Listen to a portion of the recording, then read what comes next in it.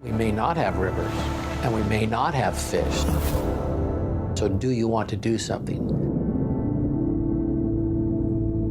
What's up, everybody? This is Fred Ricciani. We have right here on the line a very special guest. He is an American filmmaker who is tackling the major water crisis in the state of California. We are talking to filmmaker Jacob Morrison of River's End, which will be available on demand on November 2nd. Jacob, thank you so much for taking the time to do this. How's everything going? Good. Thank you for having me. Yeah, doing great. How are you? Doing all right. But man, I had a chance to watch the documentary and it was just absolutely mind-blowing because while it does pertain to California, it can really apply to the rest of the United States and really North America when it comes to the water crisis. Now, a lot of times when we hear the word or the phrase water crisis, we think droughts, we think, okay, climate change. And obviously that plays a part in it. But what I didn't realize going into the documentary was the politics involved. So I got to ask you first, what was the inspiration behind tackling such a tough topic? Yeah, that's very well said.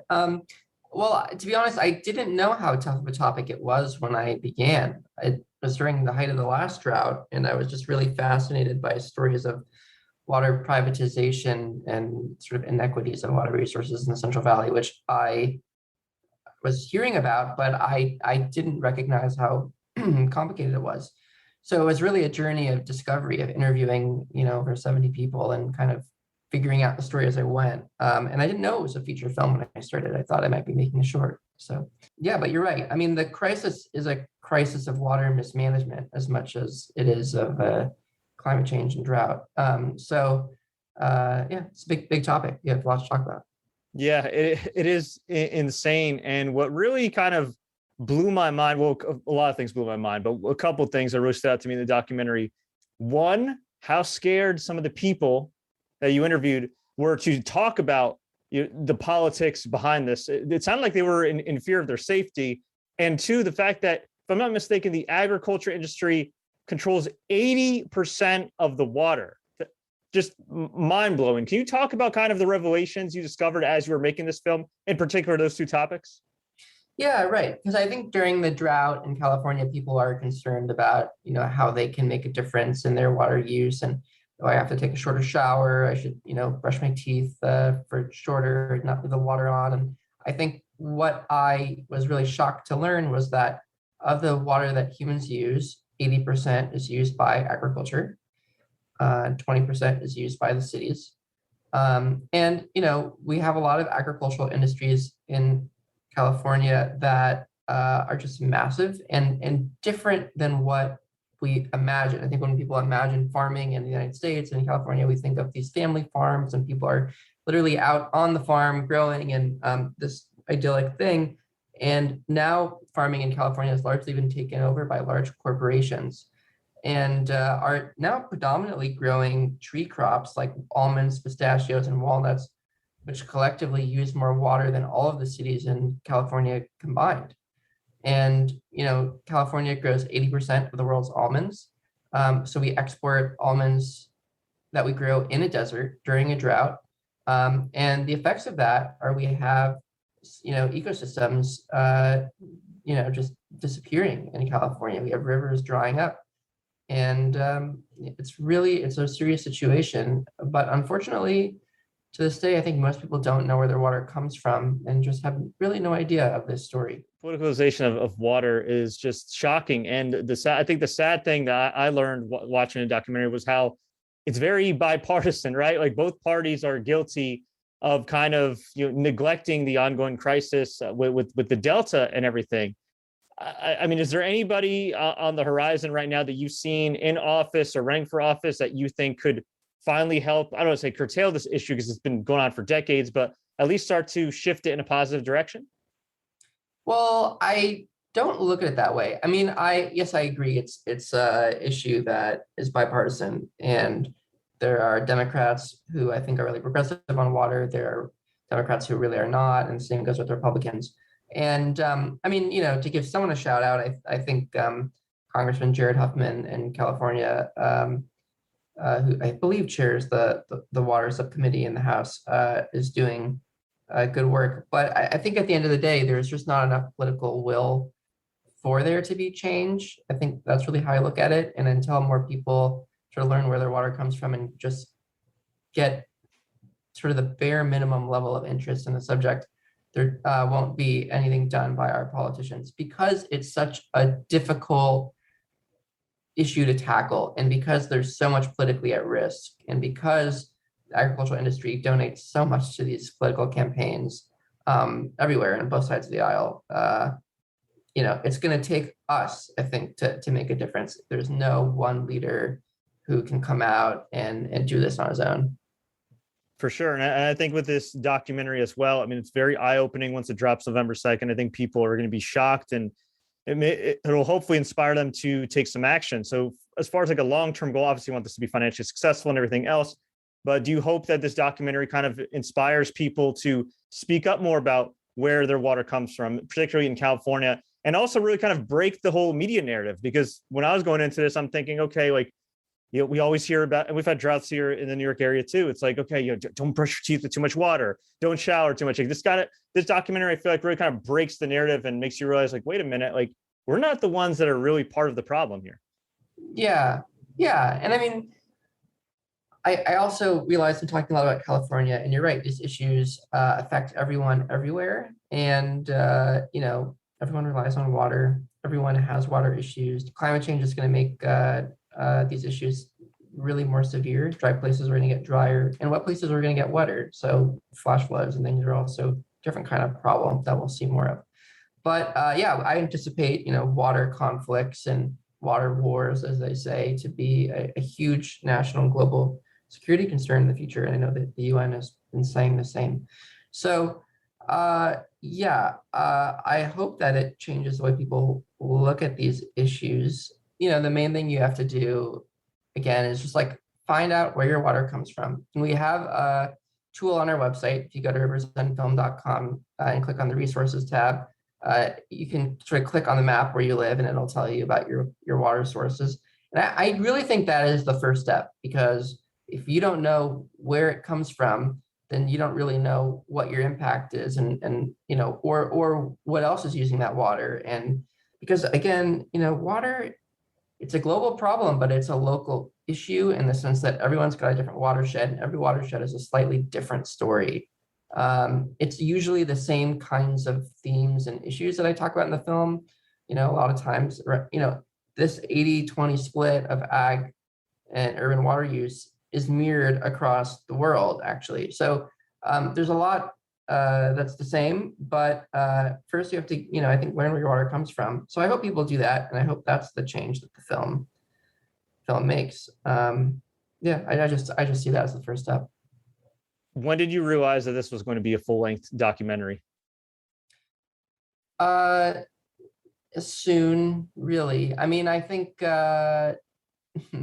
maybe the first 5 to 10 interviews, I thought it could be a short, and then after a certain point, it just wasn't. I actually do remember speaking to a guy named John Herrick, who really introduced me to the Delta, how that was sort of the hub of California's water wars, how there was 6 fish species headed towards extinction there.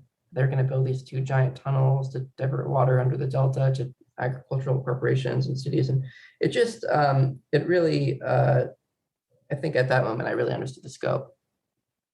And you were like, wow, yeah, this definitely can't be a short film. This is impossible. Yeah. I mean, and I really had to squeeze so much in to make it a feature. I mean, it could be a 10-hour miniseries. Not that I think anyone wants to learn that much about it, but it's endless, the amount of information and flat facts and conflicting facts that there are. So it's amazing. Absolutely. And I did some research on you as well. And you have a background in Viceland and full screen. And it's a big jump to make a short film, let alone a full-length documentary that's getting this wide release, especially on such a serious issue with a lot of political red tape that I'm sure you had to go through. So how did your experience as a filmmaker, as a creator in those companies, and even maybe before then growing up, help you when it came to making River's End? Yeah, so I actually started making this film when I was still at USC Film School in 2015. So it was a long journey. And, at that time I would have film school friends come and hang out on shoots and hold the boom pole or whatever. It really started very, very small. And I guess the way, really that my experience helped was that it connected me with a producer, financer who made the film possible. That's someone I met on a show that I started as a director's assistant on, but then was promoted to script supervisor and then promoted to associate producer and also second unit director. And so like through rising through the ranks on this season of this show, I was, I guess, able to prove to someone that I could make something. But I don't know that any of the experiences really prepared me for what it's like to make a feature film, really, because it's an amazing challenge, especially at this very independent level where you're really kind of doing everything yourself and with a very small team. Do you have any advice you'd give any aspiring filmmakers, anybody that's thinking, I would like to make a documentary on a topic I'm very passionate about, but I just don't know where to start? I always kind of say, I don't want to be discouraging, but I would say, make sure you really have to do this. Make sure you really need to tell a story, and this is really what you want to do. But you really want to be a filmmaker, because if it's just a hobby, kind of an interest, but you have some other ones, go do the other things, because this is, you have to be really all in, and it just takes a lot of work. But it is immensely fulfilling. I guess I would say start by doing a lot of research. And then, for the documentary like this, I thought it was important to talk to the right people. So a lot of it was even just researching who are the experts and looking at, who's mentioned a lot in articles, who's writing a lot of papers, things like that. And then talking to them and, genuinely trying to figure out what they think the movie should be. And not trying to impose anything on it, at least not until you're editing it and have to cut down for time or something. Yeah, that's the first step, I think. Very cool. Well said. Well, Jacob, I really do appreciate the time. People can check out the film, riversendfilm.com. It'll be available on video on demand November 2nd in the US, Canada, and the UK on Vudu, Google Play, Apple TV, iTunes, you name it. They got it, Amazon as well. And of course, if you have cable, you can check it out on demand on Comcast, Spectrum, Cox, DirecTV, AT&T, and more. Real quickly, you mentioned the resources tab on your website. If people checked out the documentary or learning more about it and they're feeling a little hopeless, what advice would you give them as far as to get involved? Yeah, well, it only feels hopeless because not enough people are engaged. And so I hope that's what the film can do. I hope it can get more people kind of activated and learning about this issue, just to get enough people interested so that there's a little bit more political will to make some change. So I would say, watch the movie, tell people about the movie. I hope it can be a really good tool as kind of a 101 on water, and, pass that tool around. And, or you don't have to use the tool. If another place to look about, where your water comes from, do that too. But that's the first step. And then the second step, if you want, contact your representatives, because we only make up a small piece of the pie. In order to make change on a bigger scale, you need your Congress people, assembly members, etc., to know that you care and to do something. And I should note too, on your website, riversendfilm.com, you could also request the screening as well. So if you're a student on campus or something in the workplace or wherever, maybe a film festival, you can request a screening, right? You can. Thank you for mentioning that. Yep, we've been done actually over 150 screenings with different organizations, wow, companies, universities. So keep them coming. It's great. Awesome stuff. Rivers End, check it out on demand November 2nd, riversendfilm.com. Jacob, thank you so much for your time.